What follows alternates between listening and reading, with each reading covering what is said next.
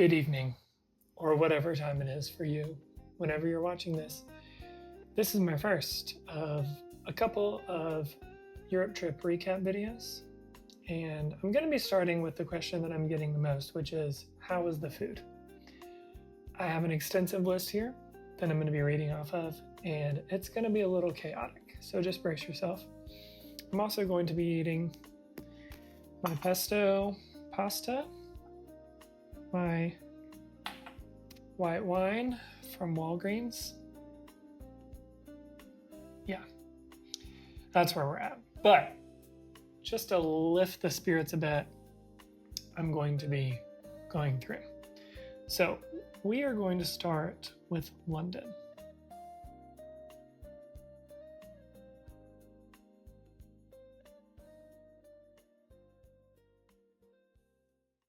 So in London, I had a few recommendations to go off of. London was kind of the place that I prepared the least for some reason.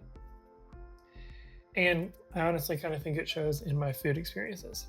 However, my roommate, shout out to you, Chase, went twice last year, recommended a bakery called Arome. I know I'm pronouncing that wrong, but I ended up going twice. It was so good. The first time I got honey toast. The picture is not going to do it justice. It's like crispy and honey on the outside, super soft and delicious on the inside. The first time I got a lemonade espresso, which was an insane combination. I am a big fan of espresso mixed with any kind of cold carbonated drink. It was delightful. The second time I went back like the next day, I think, got a pesto mozzarella and tomato pastry situation. That ended up being a funny story because I got it like an hour and a half before I was supposed to have lunch somewhere. And then one thing led to another, ended up not having time to eat it. So I kept it in a to-go box for a long time that day.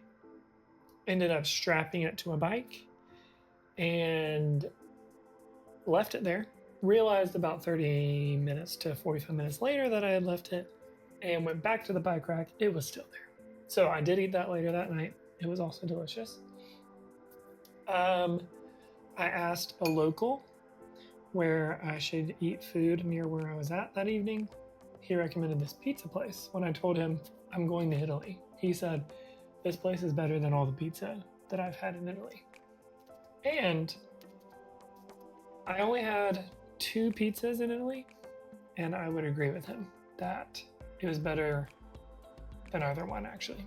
So it was a cool setup. They had like a window on the street, and you could come in and eat inside. Got my classic pepperoni situation going. It was delicious. Also had a frozen margarita there. A friend of mine who's from the United Kingdom made a reservation for me for my birthday a couple months ago, and I went there. It was called the Hyde Park Garden at Dinner by Heston, and it was by far the fanciest meal I had. I ordered fish and chips because when in London, gotta do it. And what I got was insane. They had vinegar in a spray bottle. The fish was enormous. The chips came with like 4 different dips. It was absurd, but it was delicious. The vibes were immaculate. I was by far the poorest person there. It was insane, but it was awesome.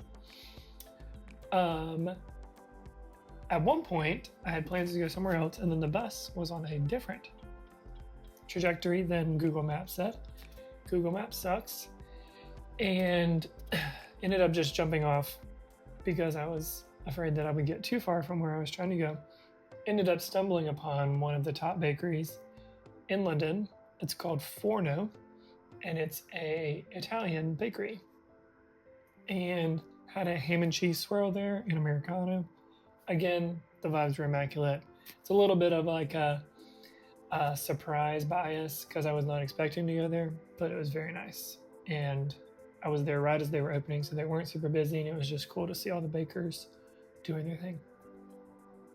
Another surprise was that I decided to go and see an extra play that I was not planning on seeing, and so I kind of had to make lunch plans near the play. Ended up walking through a pro-Palestine protest, which was crazy, just because I've never experienced something like that, and had to walk through that as I was just going to get a burger at Byron Burger, which is right around the corner from the show that I was going to see. I ate it really fast, unfortunately, because, again, the protest slowed me down a bit, but it was delicious and definitely one of the better things I had in London.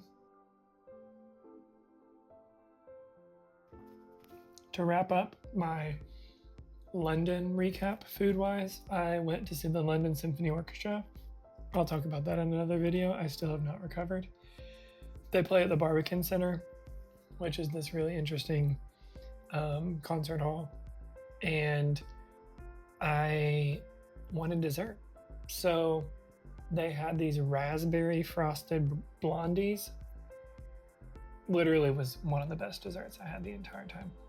Highly surprised by that, given that it was like concert food, but amazing. Loved it. And that's London.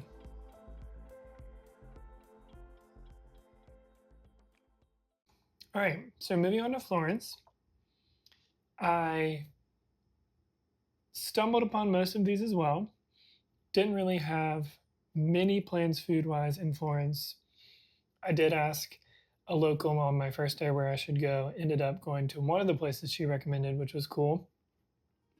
I stumbled into a gelateria dei Neri, the first day, and it was just along the route that I was taking. Got a raspberry and passion fruit gelato. By far the best gelato I had the entire time I was there. It was delicious, and I was very grateful for the research that I had done that told me not to go to gelato places that like look really fancy on the inside. This one did not, and it ended up being very, very good. Another thing that I saw recommended multiple times was to just get a bottle of wine and then go sit in a park.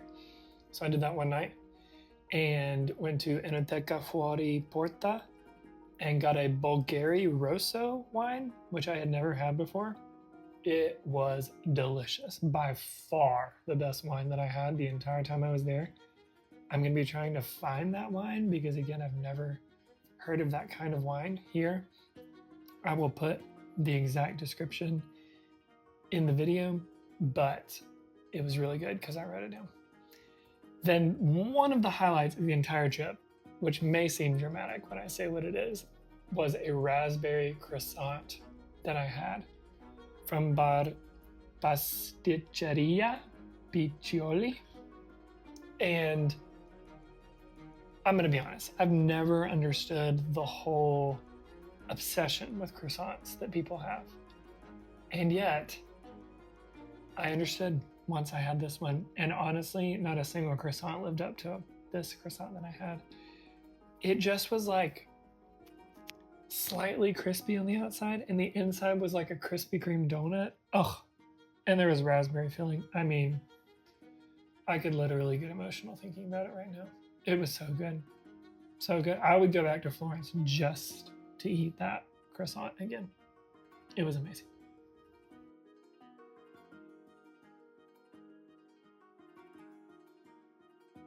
Another thing that I did not see in research that I kind of just stumbled into was that focaccia, I'm really having to watch my Italian pronunciation, focaccia is often used as sandwich bread there, and there were a lot of places that sold like focaccia sandwiches, and I went to one called, I'm going to butcher this, Schiacciamata, just a random focaccia shop, and I basically had like a salami arugula, or they call it rocket, and cheese. I think it was Parmesan. sandwich. It was divine. Loved it. Super good. Highly recommend. And then the restaurant that I went to that the local recommended is Trattoria Mario. And I felt really good when I walked in, and pretty much everybody was speaking Italian, and not just the workers. And then I sat down, and this family sat next to me, and they were speaking Italian. And the longer they sat there, they had this little boy who probably was like 4th or 5th grade. And at one point, I needed the olive oil, and he like slid it across the table to me and looked at his dad and like whispered to him. And then his dad whispered back, and he was like, "You're welcome." And it was adorable. So then we ended up having a conversation about what my favorite sports were.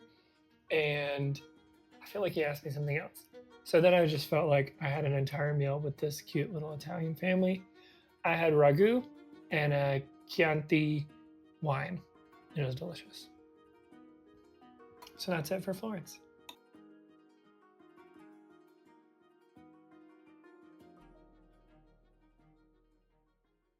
So the next part of my trip was in Cinque Terre and in Lake Como.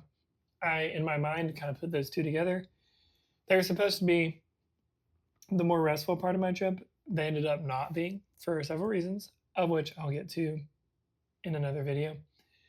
It was all my fault. But they also had the highlights of the trip in terms of food. So it all kind of balances out in the end. I accidentally one day went to the incorrect city because I got on the wrong train and was supposed to go to Monterosso del Mar, ended up in Genova. But the good news is the best pasta I had the entire time ended up being there at Tosca Bar Cafeteria, and I just had gnocchi al pesto. It was literally gnocchi with pesto. That was it. Inspired by this. This is penne pasta. Not as good, but that pasta changed my life. I'm gonna insert a little live reaction video here.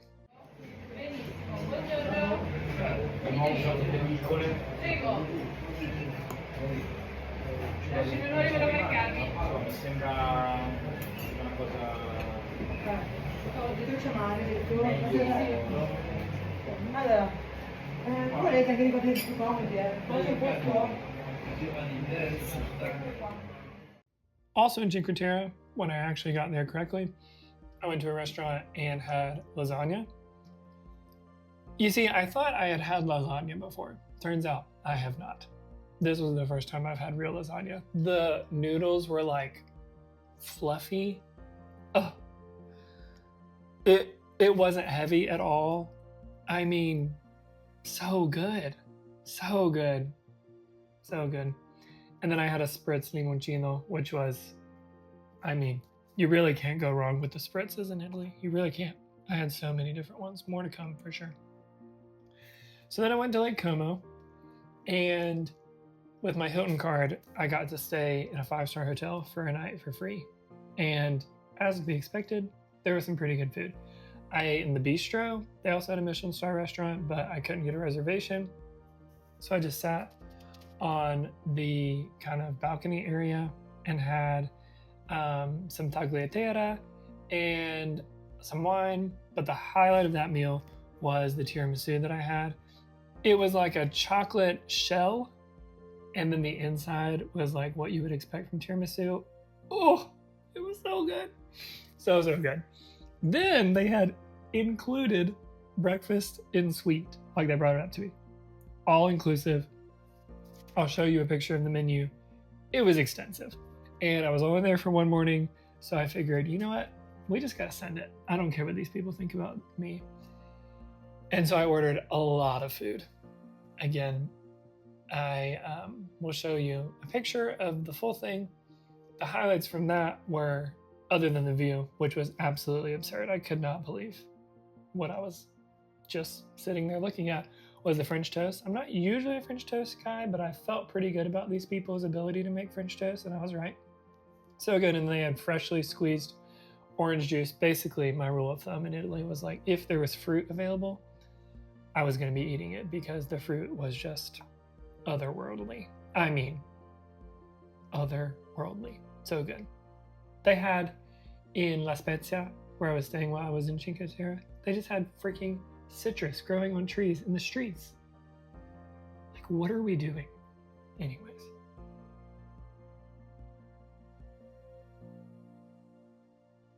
So then I went to Lake Como and really tried to embrace the aperitivo culture in Lake Como, which basically just meant for every dinner, I went to 2 different restaurants, one for appetizers and one for a meal. And one of my aperitivos was at the Lake Como Beach Hostel Bar and Restaurant. They really need to work on the name. However, what they don't need to work on is a piada, which is basically like the Italian version of a quesadilla. When I tell you, it was so good. So good. Like, again, some kind of ham situation, salami situation with rocket or asparagus and mozzarella cheese, but like melted.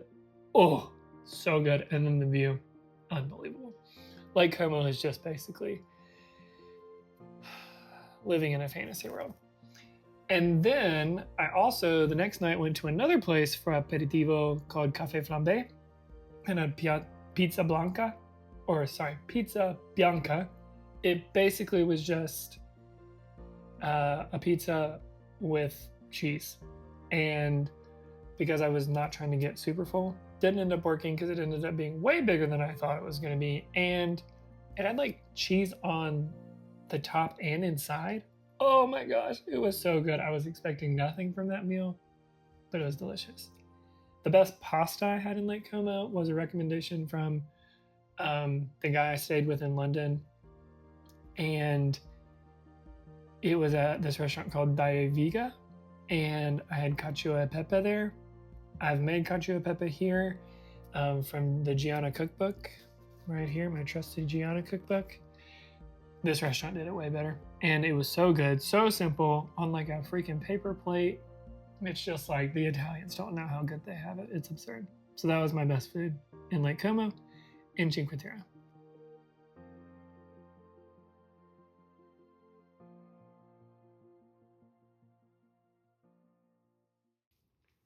So to bring us all home, in Barcelona, I really tried to embrace the whole tapas culture. I tried a lot of stuff that I normally wouldn't try. I'm not a big seafood looking like what it looks like when it's alive thing. It really makes me uncomfortable to eat it, but I did it. I was proud of myself. 16-year-old Graham could have never, but I did it. And at one of the tapas bars, I had this lamb dish that was delicious. It was like, again, kind of crispy on the outside, and it just fell apart on the inside. It was delicious. They also had cheesecake there that was like you're eating a cloud. It was absurd. Absolutely amazing. I did learn in Spain that I'm a big vermouth person. It's kind of like the smokiness of bourbon, but like the fruitiness of wine. Big fan. And then finally, to wrap it all off, I went to like a nicer Italian restaurant in Barcelona, which I know may seem counterintuitive given the fact that I had just been in Italy. However, because Barcelona is more of a metropolis, they have a lot of kind of like upscale dining. And I wanted to just see what this restaurant was about. It had been recommended by a friend of mine's sister who lives in Barcelona, and it did not disappoint. The pasta was great, but my favorite part from that was they did like a salami and cheese sampler, as well as a bread sampler. They had like 3 kinds of breads, 2 kinds of cheeses, and like 3 kinds of salami. Whew. Again, didn't know that I was a salami guy until I went here. I've always been a cheese guy. Let's not even fool ourselves. This was at a restaurant called Da Pieta, and they had like a sister restaurant too that I didn't end up getting to go to, but I would definitely be trying if I went back. So that is the highlights of the food that I ate. There was some other food. I only had one not good meal, and if you follow me on Instagram, I'll be posting everything and we'll share that. along with every picture of everything that I did not include today. But I'm going to finish my pesto. I'm also going to include this in the description because I did some research while I was in Italy about the best pasta you can order in bulk and that you can order in like a jar, basically. Did the same thing for pomodoro sauce, and I bought 6 jars of pesto and 12 jars of pomodoro sauce, and also did research on the best pasta you can buy at Aldi because I'm trying to eat really cheap to pay off this trip. This wine, like I said, is from Walgreens. It's not bad. I did learn that white wine is better for pesto. So anyways, that's it for today. If you enjoyed this video, listening to me ramble about food, make sure you subscribe because pretty soon I'm going to include another video where I talk about some of the mistakes I made on this trip, some of the highlights I made on this trip, and other various European recap videos. So, hope you have a great day. Talk soon.